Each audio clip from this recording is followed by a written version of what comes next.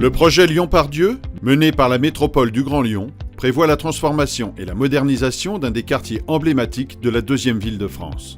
Le boulevard Vivier-Merle, artère principale de ce quartier, qui dessert notamment la gare, doit être aménagé en boulevard urbain apaisé, dédié aux circulations douces et aux transports en commun.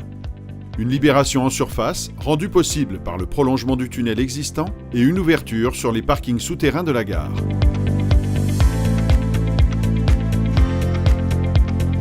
On est sur le chantier du tunnel Vivier-Merle, qui est une opération que nous réalisons pour le compte de la SPL Lyon-Part-Dieu, qui est l'organisme opérationnel de la métropole et de la ville de Lyon et qui s'occupe de coordonner et piloter l'ensemble des projets et chantiers qui ont lieu actuellement dans le quartier de la Part-Dieu. Et nous réalisons un rallongement de 120 mètres couverts plus une centaine de mètres de rampes d'accès en semi-couverture. Il y a une partie allongement que nous réalisons conjointement avec nos co-traitants FH Fondation et Soletange Bachy. Il y a également une partie de mise aux normes par rapport aux problématiques feu et également la création d'ouvrages annexes comme des issues de secours et des locaux techniques. Le tunnel fera en tout un peu moins de 600 mètres. Dans le cadre du prolongement du tunnel Vivier-Merle, nous réalisons des travaux de parois moulées et d'injection. Pour la paroi moulée, nous réalisons des parois moulées en épaisseur 600-800 mm sur des profondeurs allant 28 mètres et sur une longueur de 420 mètres linéaires. Donc, ce qui représente une surface totale de forage d'environ 9000 m² et un volume total de béton de 6000 m3. Les parois moulées sont forées avec 2 grues à benne hydraulique. Elles constituent les voiles du tunnel qui servent d'appui à la dalle de couverture et permettent d'assurer l'étanchéité de la trémie. Le forage est effectué sous boue bentonitique.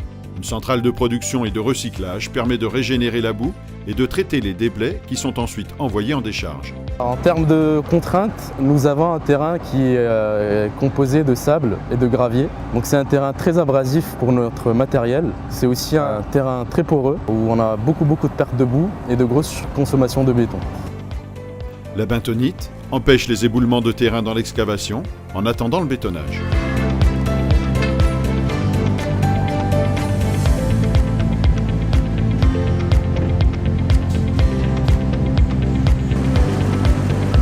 Une fois terrassé, chaque panneau est équipé d'une cage d'armature, puis bétonné.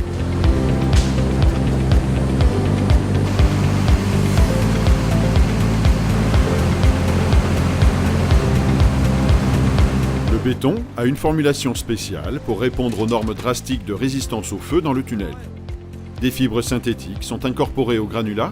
Elles sont étudiées pour se consumer en premier, créant ainsi un réseau de capillarité dans le béton, permettant d'évacuer les pressions de gaz internes qui font éclater les bétons traditionnels sous l'effet de la chaleur.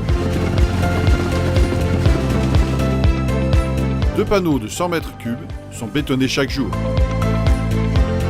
Sur le chantier, nous comptons 2 ingénieurs travaux, un conducteur travaux, 2 chefs de poste, 3 équipes béton, 3 équipes de forage, ce qui représente un total de 30 personnes sur chantier.